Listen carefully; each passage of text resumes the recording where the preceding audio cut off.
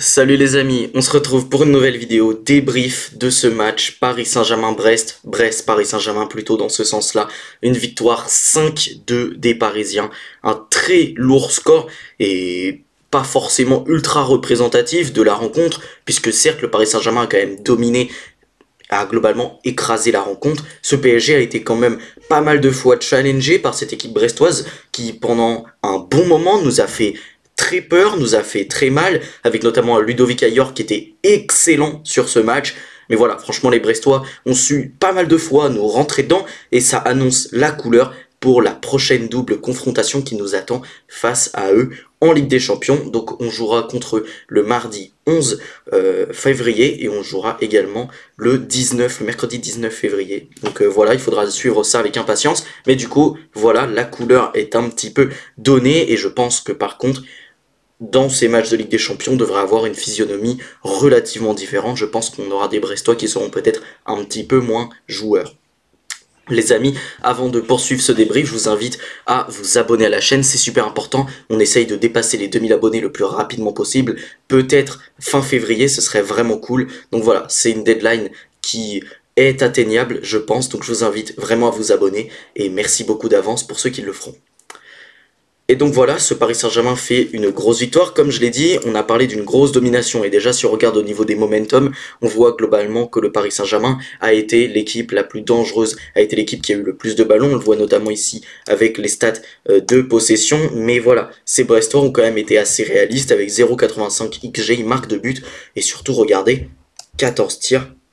14 tirs. Et si on regarde le nombre de grandes chances, 10-0. Et les Brestois, voilà, ont tiré 14 fois, ont marqué 2 buts. Les Parisiens également ont tiré 14 fois, donc là c'est une vraie preuve de réalisme. Mais ça montre surtout que cette équipe brestoise a su se créer des occasions et a su s'en créer pas mal. Et heureusement qu'on avait un très grand Donnarumma dans les cages. Parce que oui, Donnarumma en prend 2 ce soir, mais Donnarumma fait une excellente rencontre. Donc voilà, dans les menaces en attaque, on voit quand même que le PSG a eu beaucoup plus d'occasions. Et si on regarde dans les statistiques un peu plus détaillées, on voit 14 tirs, 7 cadrés. Et là, de l'autre côté, 14 tirs, 7 cadrés. Alors d'un côté, on peut être réjoui du côté des Parisiens de voir justement que ce PSG domine, se crée des occasions, cadre et est très efficace. Et forcément, 7 tirs cadrés, 5 buts, bah là, c'est de l'efficacité à son paroxysme. Les Parisiens ont été extrêmement efficaces. Mais de l'autre côté, on peut dire que les Brestois, ils ont à peu près les mêmes stats offensives. Alors certes, ils ont marqué bien moins de buts, mais c'est parce que globalement ce PSG, pour moi, a été un peu meilleur défensivement. Il y a eu pas mal d'erreurs du côté des Brestois, mais surtout, ils nous ont posé de gros problèmes et normalement, notamment Ajorc-Pacho, qui a été un duel qui est pour moi remporté par Ajorc la grande majorité du temps. Franchement, Pacho n'a pas fait une rencontre sensationnelle et il s'est fait bien manger plusieurs fois par notre ami Ludovic Ajorc. Si on regarde un petit peu les compositions, déjà on voit Dembélé évidemment auteur d'un triplé, meilleur joueur du match, qui vraiment dans ce rôle axial est excellent, il marque de plus en plus de buts, et j'avais entendu de la part des commentateurs, et c'était très très juste, que Dembélé plus haut sur le terrain avait justement moins de courses à faire et se retrouvait plus lucide dans la surface. Et je commence à penser que c'est vrai, c'est totalement vrai, et certes Dembélé a toujours beaucoup d'influence dans le jeu, mais il en a moins en l'occurrence, et du coup c'est dommage parce qu'on brise un peu cette entente entre lui et Hakimi, mais au final je pense qu'entre Barcola et Hakimi il devrait y avoir une entente qui devrait se créer, ou peut-être avec Désiré Doué notamment, où ça a plutôt bien marché sur la fin du match. Mais voilà, Dembélé est encore une fois en position de buteur de nombreuses fois, il a été excellent.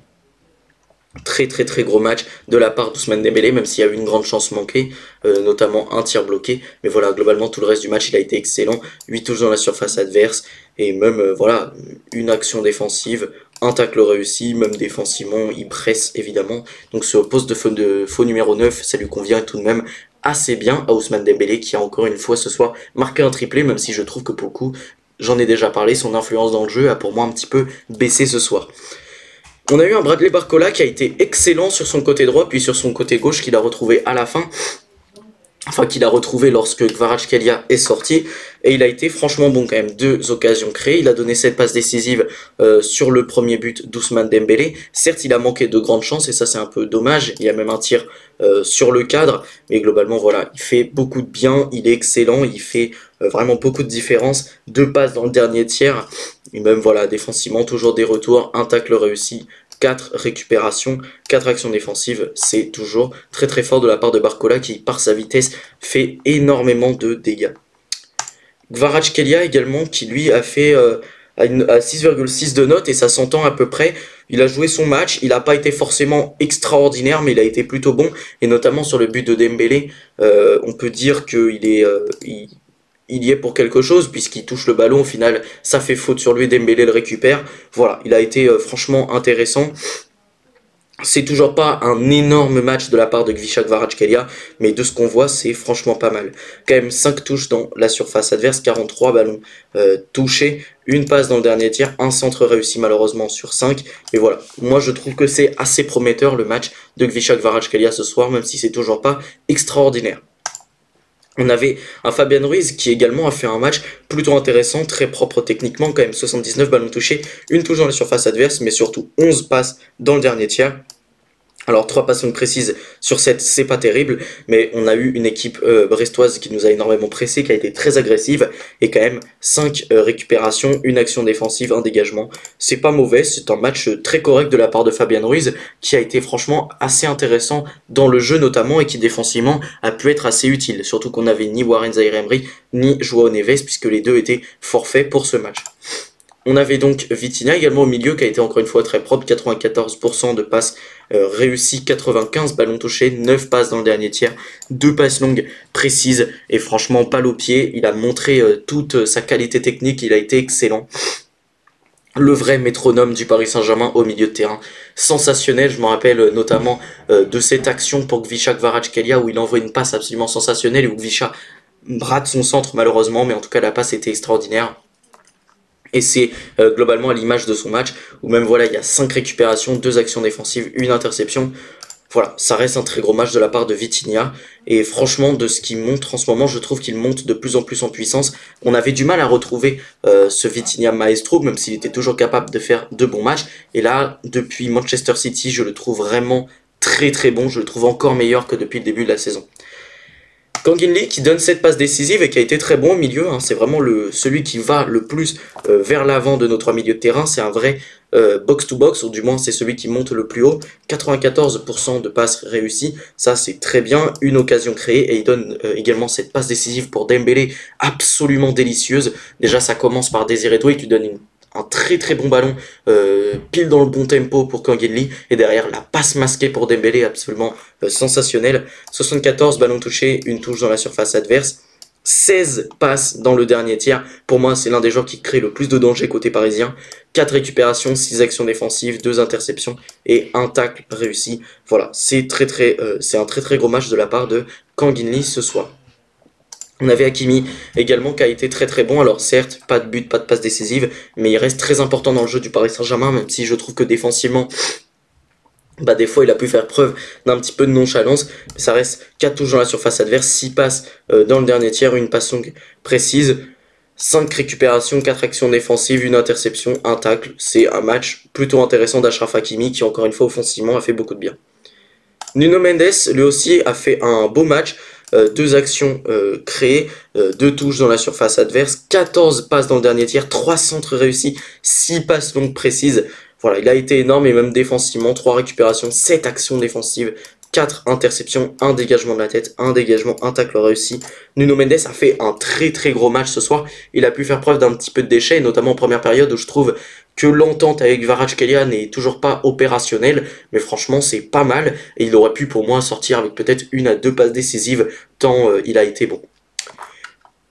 Marquinhos pour le coup a été très très bon également en défense, 91% de passes réussies. Déjà la relance il a été excellent, il nous fait des passes absolument sensationnelles, notamment la passe là sur le deuxième but de Dembélé où voilà c'est quand même lui qui est à l'origine.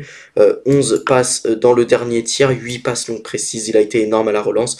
Et défensivement voilà, 5 récupérations, 7 actions défensives, 3 dégagements de la tête, 5 dégagements, 1 blocage. Voilà, très bon match de Marquinhos.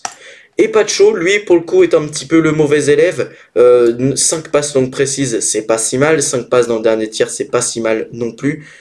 Défensivement, à la relance, il a été propre. 94% de réussite des passes. Mais quand même, duel perdu 5, quoi.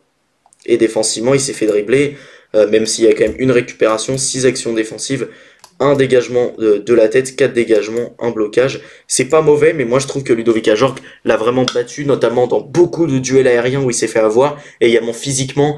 Et d'ailleurs, Ludovic Ajorc est un attaquant qui peut être assez mobile, et Pacho a eu beaucoup de mal. Donc si on se retrouve peut-être à affronter Liverpool ou le Barça, bah il risque d'avoir un peu de mal, parce que visiblement dans les duels aériens il peut se faire avoir, dans les duels physiques il peut se faire parfois un peu bouger, donc face à Lewandowski ça peut être un peu compliqué, mais face à Liverpool, s'il a du mal face aux attaquants un petit peu mobiles, et bah Luis Diaz pourrait lui mettre tempête, donc à voir.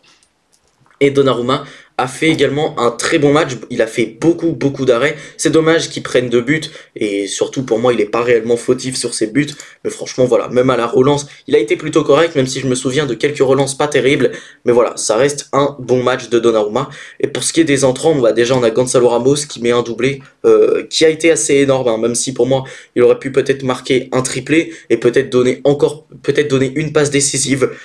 Mais voilà, il a été parfois un peu trop altruiste, c'est dommage, mais voilà, il est quand même avec son doublé, c'est énorme, et vraiment voilà, c'est vraiment un super sub Gonzalo Ramos, quand il rentre, il est plus fort que quand il est titulaire, et ce soir, il nous l'a encore prouvé. On a Désiré Doué qui est auteur d'une passe décisive sur un but de Gonzalo Ramos. Déjà, faut dire que l'action du but de Gonzalo Ramos du premier est absolument énorme. Désiré Doué résiste à 2 charges, il dribble, il continue sa course et il a été absolument énorme. Une occasion créée et pour moi il aurait même pu marquer un but. Pareil, encore une fois, excès d'altruisme, mais franchement ça reste un très gros match de la part de Désiré Doué. Et oui, si on a plus d'XG malgré le même nombre de tirs et le même nombre de tirs cadrés, bah voilà, c'est également à cause de centres qui ont été parfois ratés, mais ce PSG a quand même eu beaucoup plus de situations dangereuses et Désiré Doué nous en a créé quand même pas mal. Un dribble réussi, 5 touches dans la surface adverse, 2 passes dans le dernier tiers, et même défensivement, 5 récupérations, 2 actions défensives, 2 dégagements de la tête et 2 dégagements. Voilà, pour un joueur qui a joué globalement ailier droit, ça reste un bon apport défensif. Seny Mayulu sur son entrée a été plutôt intéressant et Lucas Hernandez a été également plutôt correct. Donc voilà, c'est tout ce qu'il y avait à dire sur ce match du Paris Saint-Germain face à Brest. Évidemment, le PSG continue à monter dans les places du classement. On verra le match de Marseille demain face à l'Olympique Lyonnais, puisque je rappelle qu'il y a eu un changement de coach du côté de l'Olympique Lyonnais, que Marseille est dans une dynamique un petit peu bizarre. Donc à voir ce qui va se passer. Peut-être que l'OM recollera à 10 points du Paris Saint-Germain, mais pour moi, cette Ligue 1 est globalement remportée par le PSG. Et Brest, par contre, bravo à Brest, qui a joué un très beau football face à nous, qui n'a pas eu peur, qui a été franchement très joueur. Donc voilà, ça fait plaisir de voir des équipes de Ligue 1 tenter de nous rentrer dedans. Et franchement, je le dis, ça aurait pu payer ce soir, parce que les Brestois nous ont fait très mal, notamment dans le pressing, dans certaines actions de contre où ils nous ont fait très mal. On a eu beaucoup de mal des fois à sortir de nos 30 mètres. Beaucoup de déchets à la relance, et voilà, on a eu beaucoup de mal parfois à créer du jeu, mais ces erreurs défensives ont payé cash, comme l'a dit Romain Fèvre en interview d'après-match, et ce Paris Saint-Germain a su les exploiter. Les amis, si cette vidéo vous a plu, n'hésitez pas à la liker, à vous abonner à la chaîne et donner votre avis en commentaire sur ce match et sur ce débrief. Sur ce, salut les amis, on se retrouve bientôt, sûrement demain pour ce match entre Arsenal et Manchester City. Ciao.